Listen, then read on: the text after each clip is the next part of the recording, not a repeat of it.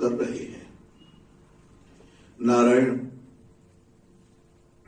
आइए हम सब लोग अपने मन को लेके चलते हैं अपने कथा के प्रसंग पर।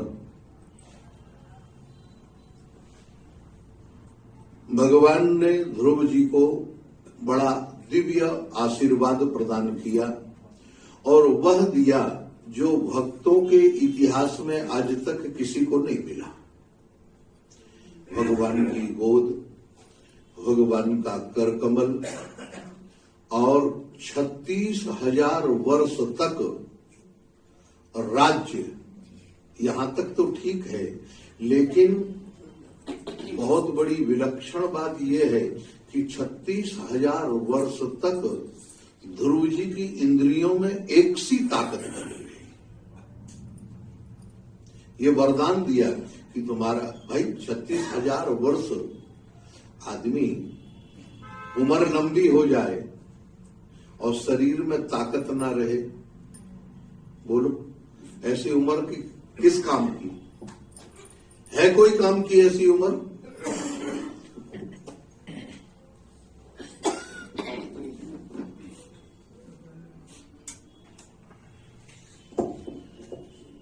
नारायण,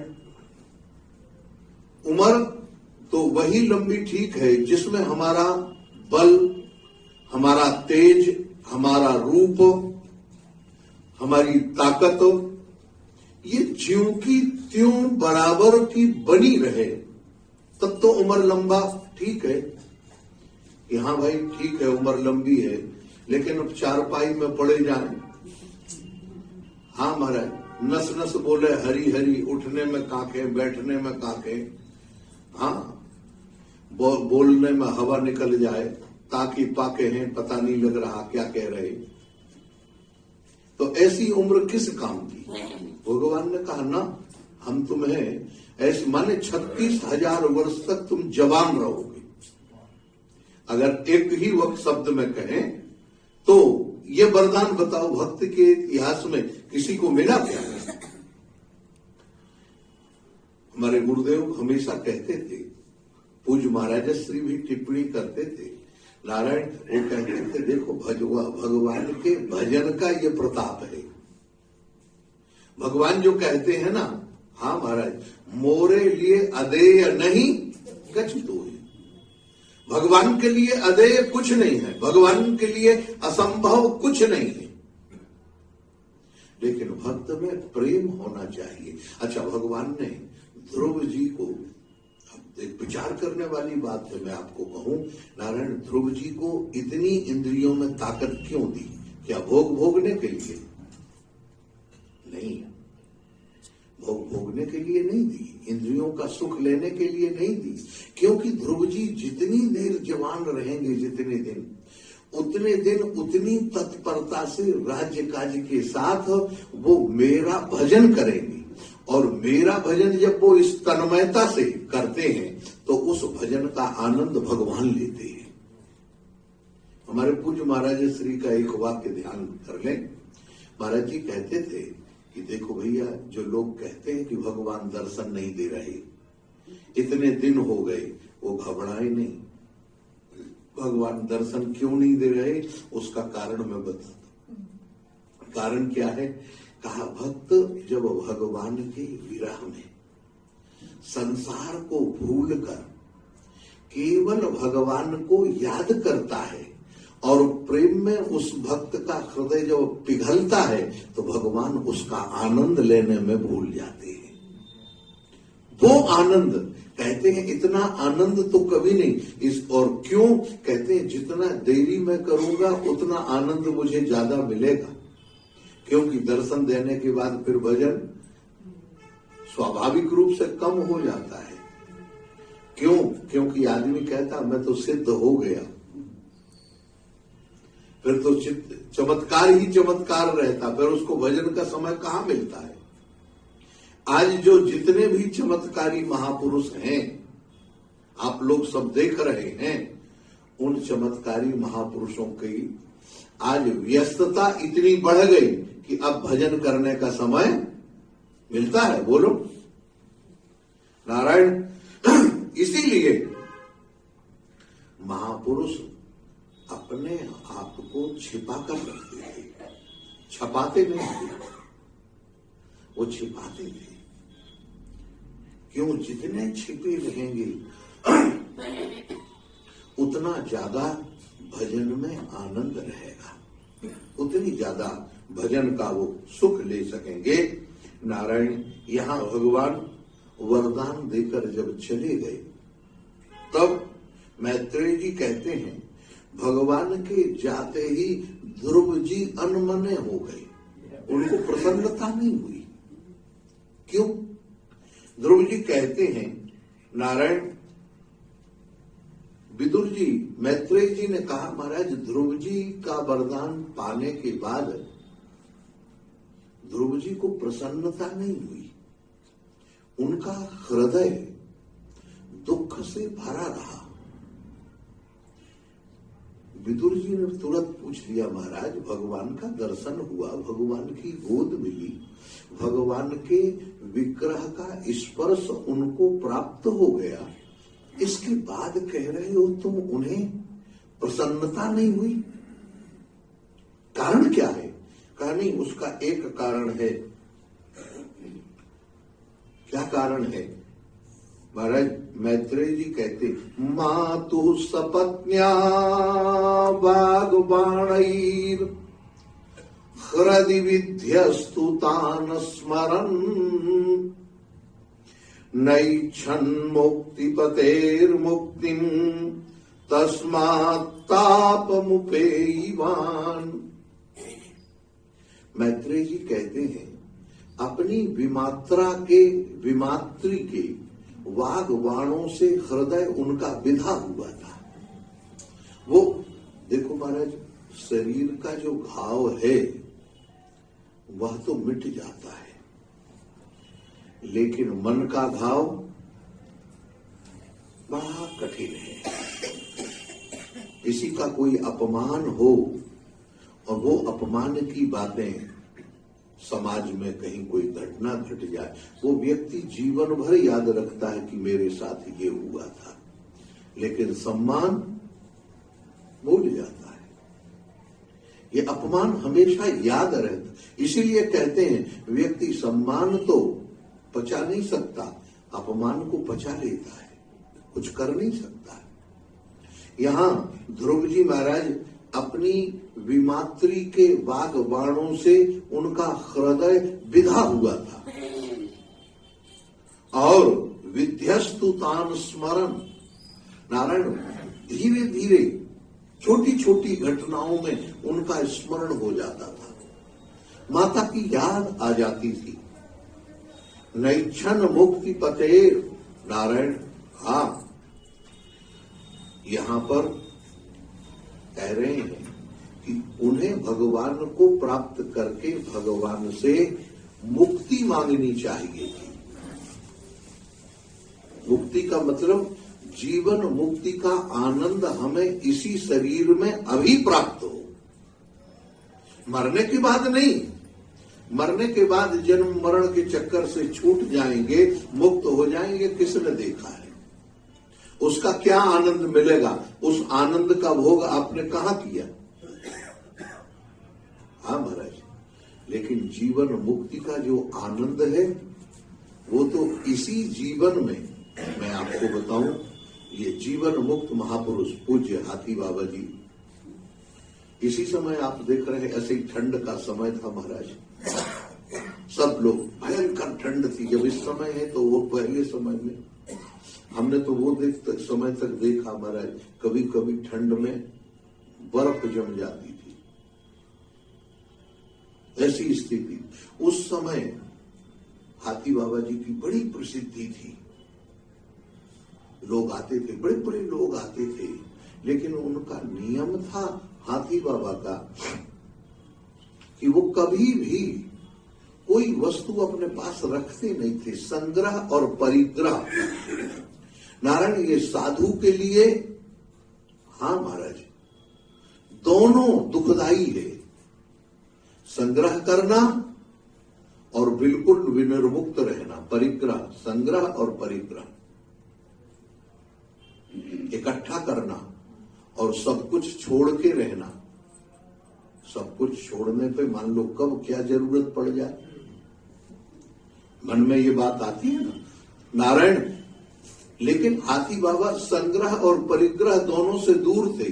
वो कहते थे कि जो परमात्मा मेरी अभी व्यवस्था कर रहा वो अंत में भी व्यवस्था करेगा, वो देख रहा। और नारायण साधुओं की व्यवस्था हो जाती है। आपको मैं बताऊं, हाथी बाबा जी के पास बड़ी प्रसिद्धि हो गई। एक दिन रात्रि में एक चोर आया। चोर आया, बाबा तो जग रहे थे, भजन कर रहे थे महाराज। चोर आया, चटाई पर ऐसे लेटे हुए थे, सोच रहे थे हे भगवान ठंडी बहुत है, कैसे क्या व्यवस्था। चोर आया, बढ़िया कंबल ओढ़े था महाराज ताकि ठंड ना लगे, अच्छा कंबल था। हाँ महाराज, कंबल उसने उतार के रखा, वो कुटिया में छछोने लगा, देखने लगा कहाँ क्या वस्तु है।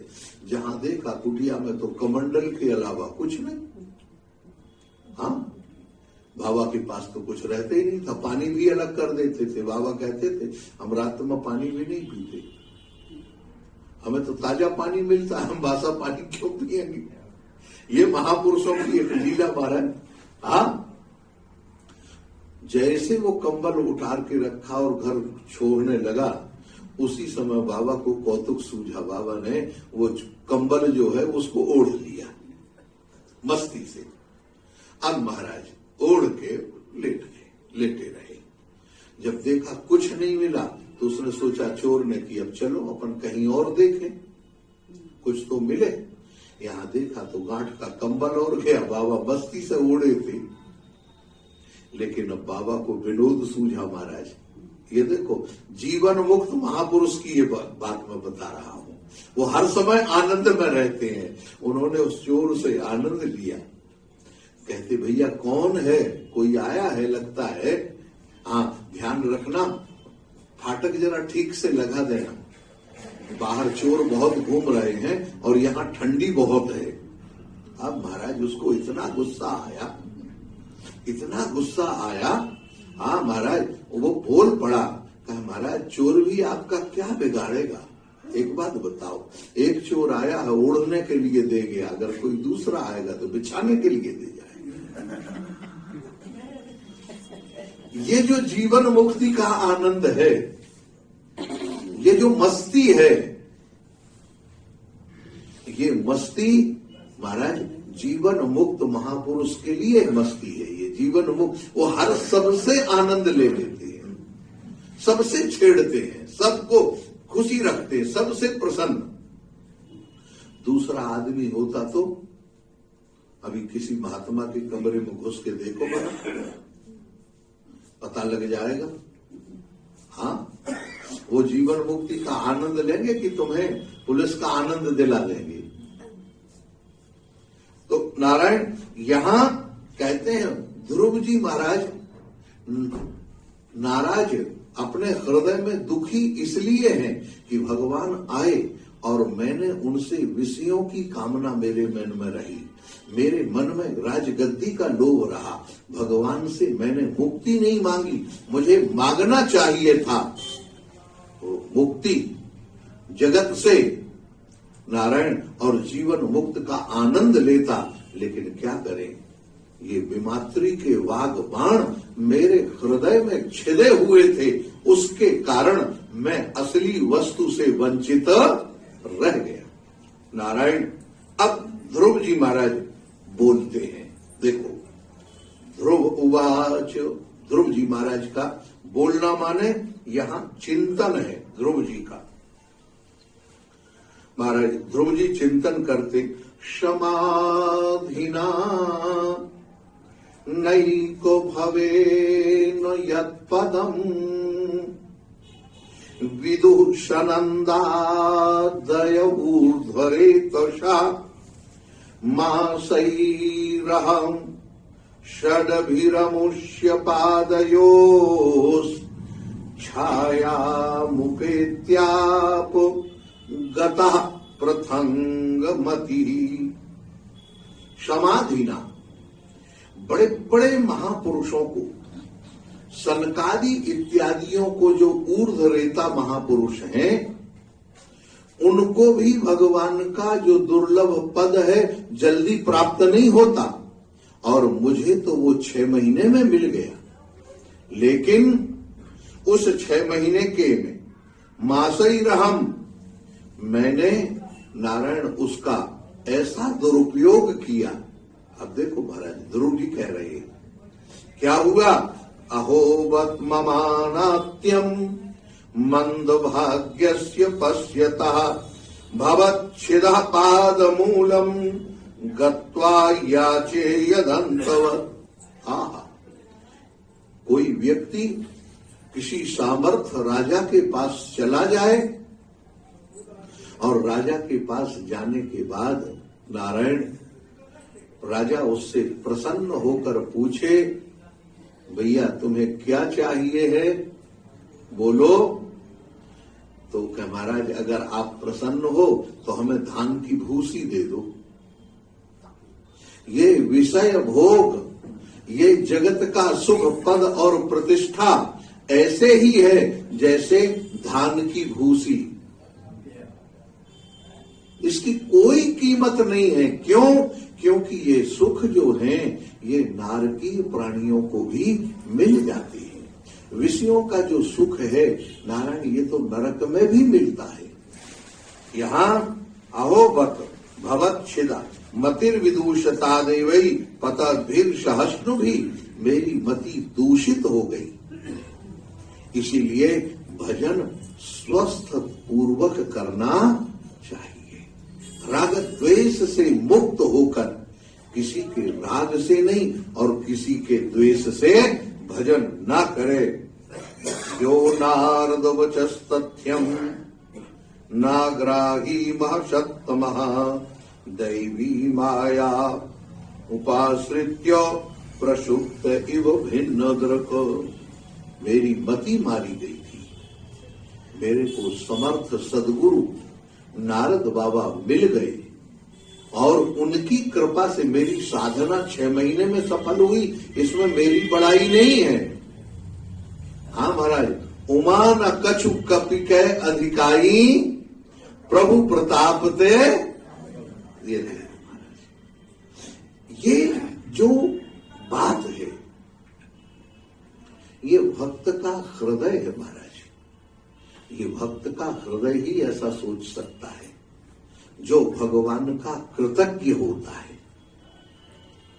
भगवान का जो कृतज्ञ होता है, देखो मैं एक बात बताऊं, वैष्णवों में एक परंपरा है, पुण्य तो भगवान को समर्पित कर देते हैं लेकिन पाप समर्पित, लेकिन क्या करते हैं, उसके लिए उपाय कुछ है? हाँ महाराज, उसके लिए उपाय है। क्या उपाय है? हमारा जो वैष्णव भगवान के सामने जो भी गलती हुई है वह खड़े होकर स्वीकार करता है, बताता है और प्रभु से फिर कहता है, प्रभु आप चाहें तो इसका प्रायश्चित कराएं, आप चाहें तो इसका फल भोगाएं और आप चाहें तो मेरी इस गलती को माफ कर दें। मेरे से तो जो गलती होना थी वो तो हो गई। महाराज, फिर दयालु भगवान नारायण, अगर वह भक्त भगवान के सामने, हाँ महाराज, जैसे कोई डाकू पुलिस के सामने सरेंडर कर देता है, ऐसा ही भक्त भगवान के सामने सरेंडर कर देता है। वो ईमानदारी से सरेंडर अगर हो जाए नारायण, तो याद रखना उसका फल उसको भोगना नहीं पड़ता। भगवान कहते हैं, इसीलिए मयि तत्प्रार्थितम् यर्थम् चिकित्समेव गतायुषि प्रासाद्य जगदात्मानम् तपसा दुष्प्रसादनम् भवच्छिदमया चेहम् भवम् भाग्य विवर्जितः। देखो, मयि तत्, अब क्या होता है प्रार्थना करने से? अब तो मेरी प्रार्थना उसी तरह है जैसे नारायण कोई मुर्दा का इलाज करे। मुर्दे व्यक्ति का इलाज करना व्यर्थ होता है कि नहीं? इसी तरह से भगवान तो वरदान दे के चले गए, अब मेरा रोना चिल्लाना बेकार है। भवच्छिदम वयाचे हम भव भाग्य विवर्ज्य, मेरे भाग्य में शायद यही बदा है, मेरे भाग्य में जीवन मुक्ति का आनंद नहीं बता। इसलिए नारायण स्वराज्यम यच्छतो मैढ्यान मानो मोभिक्षितो बतः ईश्वरा क्षीण पुण्येन फली कारण निवाधनः।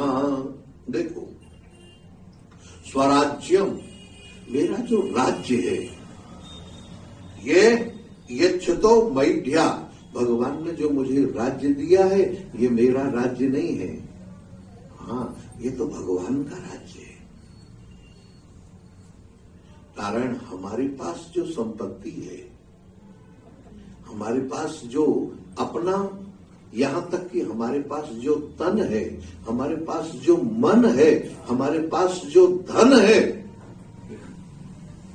ये तन मन और धन, इससे क्या करो? कहा इस मति गति और रति, ये तीनों भगवान की कर दो।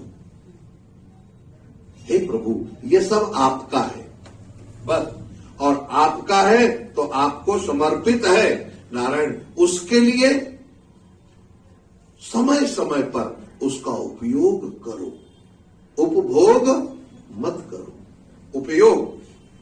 नारायण, फली कारण निवाधना ईश्वरे क्षाण पुण्येनो, हे प्रभु आप तो मेरे पुण्य क्षीण कर दें, ताकि मैं आपकी आराधन में फिर से लग जाऊं।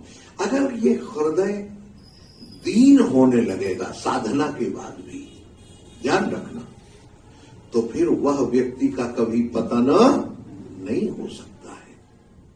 लेकिन अगर हृदय दीन नहीं हुआ तो अभिमान से भर गया। आप देखो महाराज दक्ष को कितना अभिमान हो गया। दक्ष ने भी तो आराधना की थी, उसी के बल पर तो उसको देवताओं का राजा बनाया। इतनी बड़ी आराधना, देवता तो बन गया, लेकिन देवता की आराधना करने देवताओं का अध्यक्ष बन गया, प्रजापतियों का अध्यक्ष बन गया। इससे ज्यादा और क्या पद हो सकता बताओ? लेकिन क्या वो उस पद ने उसको बकरे का मुंह लगा दिया कि नहीं लगा? मनुष्य होते हुए भी अब जरा सोचो, ऐसी अनेक घटनाएं मैं आपको बताऊं नारायण। इसीलिए आप भले कम पढ़े लिखे हो, कोई ज्यादा जरूरी नहीं है, आप कम ज्ञानवान हो, कम जानकारी वाले हो, लेकिन आराधना करने वाले हो, भगवान का साधन भजन करने वाले हो, नाम जप करने वाले हो, कीर्तन करने वाले हो, भगवान की लीला चिंतन और सत्संग में आपकी रुचि हो, समझ लेना कि नारायण भगवान की आपके ऊपर असीम कृपा है। अगर आप सत्संग में आ रहे हैं, सत्संग बिगर कथा के मन बेचैन हो जाता है, समझ लेना भगवान की कृपा अब शुरू हो गई। नारायण, यही है मैत्रेय जी कहते हैं, न वै मुकुंदस्य पदारविंदयो रजोजुषस्तात भवादृशा जनाः वाञ्छन्ति तद्दास्यमृतीर्थमात्मनो यदृच्छया लब्ध मनः समिध्रियः। न वै मुकुंदस्य, अब जरा इन शब्दों को ध्यान दें थोड़ा सा। ना वही, हाँ महाराज, मुकुंदस्य, बिगर भगवान मुकुंद के, मुकुंद माने जिनका मुख हमेशा हंसता हुआ दिखाई देता है। अच्छा, भगवान श्री कृष्ण को कभी आपने चिंता में डूबे हुए देखा है? बोलो, है? हमारे ठाकुर जी कभी चिंता में होते नहीं है महाराज, इसीलिए बांसुरी बजती रहती है। हाँ, बांसुरी तो तभी बजेगी ना जब आदमी बिल्कुल मुक्त रहेगा। आप सोचिए कितनी बड़ी बड़ी घटनाएं, भगवान श्री कृष्ण के जीवन को अगर हम देखें तो इतना बड़ा संघर्षमय जीवन किसी भी महापुरुष का दिखाई नहीं देता। आप जरा सोचो, छठवें दिन जो जन्म लेते ही भागना पड़ा, फिर कोई बात नहीं, शांति से यहां आ गए, भाग के तो कुछ दिन रहे, कहा नहीं, छठवें दिन पूतना आ गई, 2 महीने में सक्टासुर आ गया, फिर तृणावर्त आ गया, थोड़ा और बढ़े महाराज, हाँ, इनसे जैसे तैसे थोड़ा बड़े हुए, बाल लीलाएं शुरू हुई, तब तक महाराज बकासुर, वत्सासुर, इसके बाद अघासुर, ये असुरों का ऐसा तांता लगा। हाँ महाराज, असुर कहते ही उसको है जिनका जीवन बेसुरा हो, हाँ, और सुर कहते हैं देवताओं को, और असुर कहते हैं राक्षसों को। और बोलचाल की भाषा में भी हम क्या कहते हैं, अरे भाई सुर में गाओ। संगीत को क्या कहते हैं, सुर में। और जो ठीक सुर में नहीं गाता उससे कहते हैं यार बेसुरा मत गाओ। अभिप्राय तुम लाइन से भटक रहे हो कि नहीं। तो जिसका जीवन अपनी मर्यादा के विरुद्ध हो उसको असुर कहती है, और जिसका जीवन अपने वर्ण आश्रम के अनुकूल व्यवस्था में चल रहा वो उसको सुर कह रहे हैं। बिल्कुल सीधी सीधी परिभाषा। मैं इसीलिए नारायण कहते हैं मुकुंदस्य, भगवान श्री कृष्ण, ब्रह्मा जी, अब सोचो, ब्रह्मा जी ने जिनके बछड़े चुरा लिए, इससे बड़ी और परेशानी कौन। ब्रह्मा जी से जैसे तैसे फ्री हुए, चलो कोई बात नहीं, ब्रह्मा जी से तैयार हुए, ब्रह्मा जी को पता लग गया, चलो कोई बात नहीं महाराज। लेकिन उसी समय हाँ, जमुना जी में काली नाग, वो एक छाती का पीपल बन गया। उससे पहले अब नाग को तो नाथे तब जब धेनुकासुर से वध हो, और धेनुकासुर, हाँ महाराज, इसीलिए आप देखें नाग को नाथना था और बलराम जी को साथ में नहीं ले गए नाग के नाथने में, बलराम जी को घर छोड़ दिया। क्यों बलराम जी भी तो शेष साई है, और कहीं ऐसा ना हो कि जात बिरादरी के प्रति। आप देखो, ये भगवान श्री कृष्ण को आप देखें जरा, नारायण, तो अब युक्ति कैसे, बलराम जी बड़े भाई हैं तो उनको कैसे अलग किया जाए। तो महाराज धेनुकासुर का वध कराया, और धेनुकासुर कौन है, कहा गधे की आकृति में रहता है, हाँ, और जिसको कोई कुछ नहीं आता है, जो बिल्कुल पढ़ा लिखा नहीं है, किसी की बात ना माने और कोई भी काम उल्टा करे, उसको हम क्या कहते हैं, माने कोई अच्छा प्राणी माना जाता है। बोलो, भगवान श्री कृष्ण जब बलराम जी से धेनुकासुर का वध करा दिया तो आप देखेंगे बड़े फूले हुए दाऊ दादा, बड़े फूले हुए आए मस्ती में, आप क्या कहने। और श्री कृष्ण आए, का बाबा बाबा, क्या बात, अरे दाऊ भैया ने आज इतना कमाल का काम किया। अरे बाबा मेरा तो सीना गर्व से चौड़ा हो गया, सारे ग्वाल वालों को आनंद। क्या हुआ, अरे बाबा मैं क्या बताऊं, अरे कुछ बतावेगा कि नहीं। कहा हाँ बाबा अब मैं क्या बताऊं, दाऊ भैया ने गधा को मार दिया। इतना नाराज हुए, इतने नाराज हुए, दाऊ जी ने कहा कल से तुम्हारे साथ नहीं जाऊंगा मैं। भगवान ने भी सोचा कल भर मत जाना, बाकी तो कोई बात नहीं, तो देखो। तो ऐसे श्री कृष्ण कब कहां कैसे काम लेना है, इसलिए भगवान का नाम पड़ा मुकुंद। यहां जो मुकुंद नाम है उसका एक ही अर्थ, विकट से विकट परिस्थिति में जो आनंद में रहे, हंसता रहे, हाँ महाराज, खेलता रहे, मुस्कुराता रहे, जैसे जिसके चेहरे पर कभी कोई चिंता की सिकन ना जाए, ऐसा नारायण वो मुकुंदस्य। हमें क्या करना चाहिए, कहा उनके पदार बिंदु को ग्रहण कर लो। अगर उनके पदार बिंदु को हम ग्रहण करेंगे तो बोलो, अरे भाई जैसा करोगे संग वैसा चढ़ेगा। तो भगवान श्री कृष्ण का जो सेवक होगा वो आनंद में रहेगा कि नहीं रहेगा, बोलो? क्योंकि उसके साथ का असर है ना। देखो, साथ का असर बहुत पड़ता है। महाराज, मैं एक परिवार को जानता हूं, अब तो अभी भी है वो, हमारे महाराज जी के शिष्य हैं, पूज्य बड़े महाराज स्वामी श्री अखंडानंद सरस्वती जी महाराज के। वो लौंग तक नहीं खाते थे, लौंग भी कुछ नहीं महाराज, बिल्कुल सात्विक भोजन। लेकिन ज्यों ज्यों उनका व्यापार आगे बढ़ा तो अब लोगों के यहाँ आना जाना, व्यवहार और पार्टियां बड़ी बड़ी। पार्टी में क्या होता आप लोग तो सब जानते हैं, सब तरह का भोजन, सब तरह की व्यवस्थाएं। महाराज वो जाएं तो लोगों ने उनको कैसे फंसाया, ये दुनिया वाले लोग। अरे भाई बाबूजी, अब क्या बताएं, आप पार्टी में आ गए, कुछ नहीं खाएंगे तो कैसे लगे। आप एक काम करिए, क्या करें, देखिए आप अपने घर से कुछ ले आया करिए, हम पत्तल दे देंगे यहाँ से, यहाँ प्लेट में आप पा लिया करें, तो सबके सामने बैठ के खाना। उन्होंने कहा हाँ ये ठीक है। अब देखो महाराज, वो पार्टी में जाएं तो अपना टिफिन लेके जाएं, पत्तल में लेने लगे। फिर लोगों ने कहा बाबूजी अब देखो ये मीठा में क्या दोष है, मिठाई तो सब ले ही सकते हैं। अब धीरे धीरे मीठा शुरू हो गया। फिर धीरे धीरे कहा नहीं बाबूजी फल क्या लेना, फल तो ले ही सकते हैं।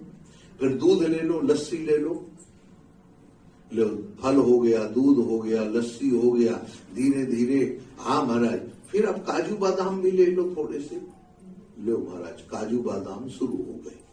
कहा महाराज अब बिल्कुल हमने पार्टी ऐसी रखी है जिसमें किसी तरह का कोई भी अभक्ष्य पदार्थ नहीं है, आपके लिए केवल। लो महाराज अब बाबूजी को पार्टी का, और धीरे धीरे धीरे धीरे हाँ महाराज, फिर तो वो पार्टी में जो खाना चाहिए वो भी, और जो नहीं खाना चाहिए, जो पीना चाहिए वो भी, और जो नहीं पीना चाहिए वो भी, सब लेने लगे। जीवन चौपट हो गया महाराज। जो एक आदर्श पुरुष माने जाते थे अब लोग उन्हीं की निंदा करने लगे, और बड़ा दुखदाई उनका जीवन हुआ। ये संग का असर था, ये संग का असर। इसीलिए संग दोष से हमेशा बचना चाहिए।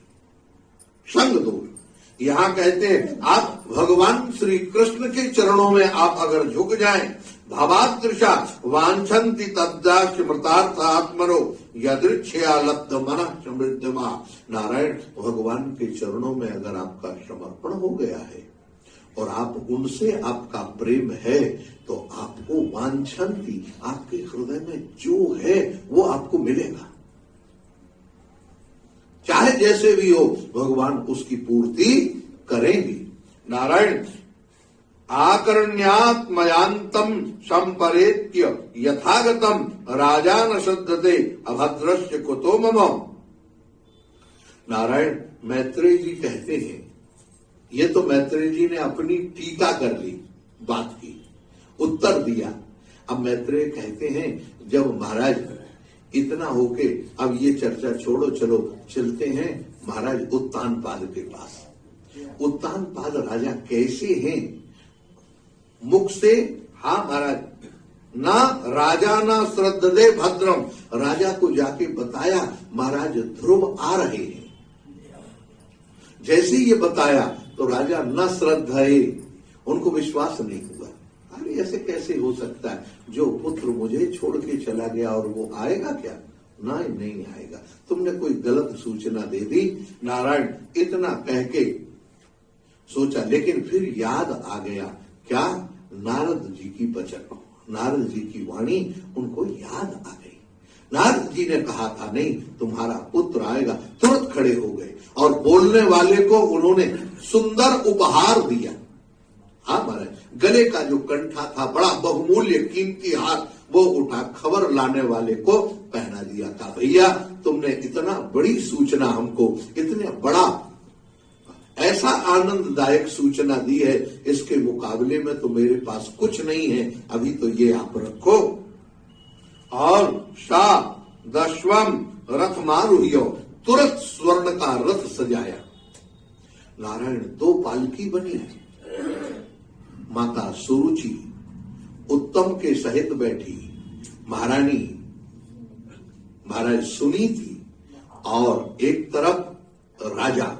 हाँ महाराज, बड़े बड़े विद्वान ब्राह्मणों को साथ में लिया। एक हथनी को सजाया गया, और हथनी को सजाने के बाद नारायण उस पर झूल डाली गई, सुंदर कंठा पहनाया गया, उसके ऊपर महाराज उसको सुंदर व्यवस्थित चित्रकारी करके उस हथनी को आगे किया। सब ब्राह्मण स्वस्ति वाचन करके नगर के बाहर पहुंच गए। जरा देखना, यह भगवान की लीला हो। जब महाराज ध्रुव चले थे तब एक भी व्यक्ति लौटाने के लिए तैयार नहीं था, कोई पूछने वाला नहीं था। हाँ महाराज, और जब तलब करते थे हम, भागती फिरती थी दुनिया, भागती फिरती थी दुनिया जब तलब करते थे हम, और अब तलब हमने जब छोड़ दी तो बेकरार आने को है। महाराज आज वो वही लोग कह रहे नहीं हमारे हैं ध्रुव, हमारे हैं ध्रुव, हमारे हैं। राजा भी कह रहा नहीं, मेरा बेटा आ रहा है, आज मेरा बेटा। नारायण ब्राह्मण कुल वृद्धैश्य पर्यस्त्यो मात्य बंधु भी, अमात्य लोगों को लिया। अमात्य माने सारे कुटुंबियों को। राज्य की बड़ी प्रजा, बड़ी भारी भीड़ इकट्ठी हो गई महाराज। शंख दुंदुभि नादेन ब्रह्म घोषेण वेणुभि, महाराज शंख बजने लगे, दुंदुभियां बजने लगी, भेलियां बजने लगी। आहा, सुंदर संगीत, आगवानी के जो गीत गाए जाते थे। महाराज देवियां कलश लेके तैयार ध्रुव के स्वागत के लिए। नन्हा सा बालक ध्रुव, लेकिन आज वो ध्रुव नहीं है महाराज, आज भगवत भक्त ध्रुव आ रहे हैं। भगवान का स्पर्श पाके ध्रुव आ रहे हैं। भगवान का स्पर्श जिसको मिल जाता है उसका हृदय सुगंधि से भर जाता है। उसके हृदय से वासना की दुर्गंधि हमेशा हमेशा के लिए निकल जाती है। नारायण आप देखेंगे, आप वासनावान हो तो भी भगवान का भजन करो, और भगवान मिलेंगे तो वो वासना निकाल देंगे। छोटी सी बात आपको कहूं, आप लोगों को वो कथा मालूम है, लेकिन मैं स्मरण दिलाता हूं।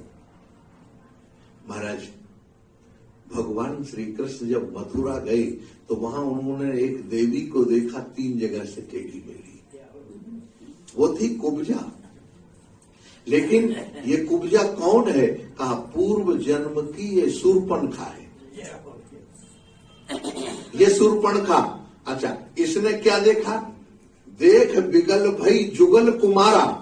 आप देखेंगे ये शूर्पणखा दोनों कुमारों को देखकर इसके मन में वासना जाग गई, विकल हो गई।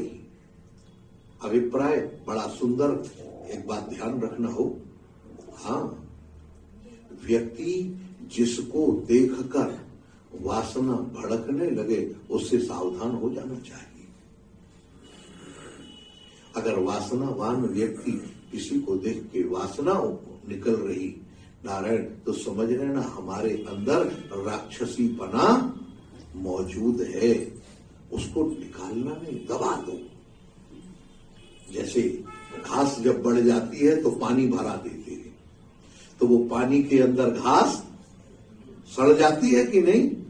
नारायण इसी तरह से उसको दबा के नारायण भगवत भजन का, भगवत प्रेम का रस इतना डाल दो कि वो अंदर ही अंदर खत्म हो जाए। विकल हो गई, और विकल होके महाराज इसने बहुत उपाय किए, यहां तक भगवान से बोल पड़ी। हाँ महाराज, क्या बोल पड़ी? कहा महाराज हाँ, तुम सम पुरुष न मोसम नारी, यही संजोग विधि लिखा विचारी। लो अब सोचो, तुम सम पुरुष न मोसम नारी, यहां तक तो देखा तो ब्रह्मा जी ने कहा वाह बहुत बढ़िया।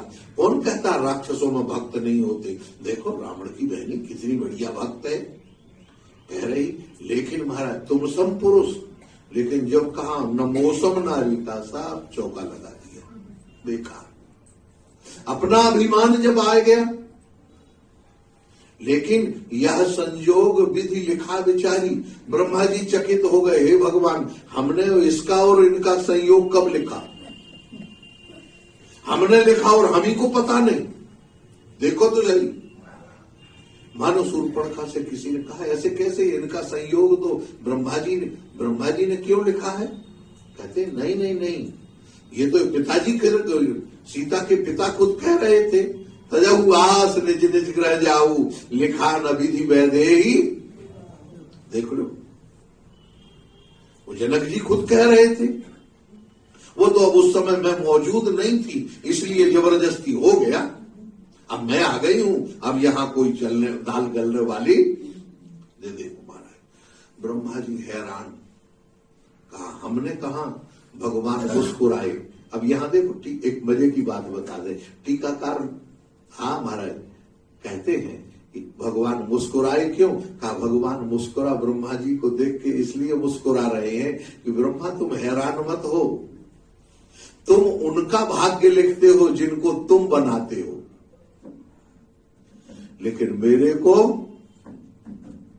मैंने तुमको बनाया है तो तुम्हारा भाग्य मैंने लिखा है। मेरा भाग्य कोई लिखने वाला नहीं है, हम सबके ही भाग्य विधाता है। नारायण वो परमात्मा मुस्कुरा के, वासना थी उस समय तो मिला नहीं भगवान का संयोग, लेकिन एक बार भगवान के पास तो आई ना किसी भी के, तो उस समय वह चली गई महाराज एक अग्नि लोक में।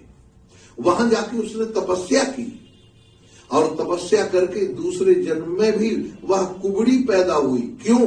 क्योंकि जगत जो जगदीश का हो जाता है, फिर उस पे जगत की नजर कभी पड़ती नहीं महाराज, वो जगत के काम का नहीं होता। तो दूसरे जन्म में भी वह कुबड़ी बनी थी, तो सुंदर, उसका मुख बहुत सुंदर था, लेकिन चलती थी महाराज। हाँ, तो पैर इधर रखे तो वहां पहुंचे। परत चलत कहूं पग परत कहूं, सूरत नहीं एक ठौर। हाँ महाराज, वो तो ऐसी चलती थी, 3 जगह से टेढ़ी मेढ़ी महाराज, कुबड़ अलग निकला हुआ। लेकिन जब प्रियतम मिल जाता है तो जीवन के जितने कुबड़ है सब सीधे हो जाते। क्यों? कि वो परमात्मा।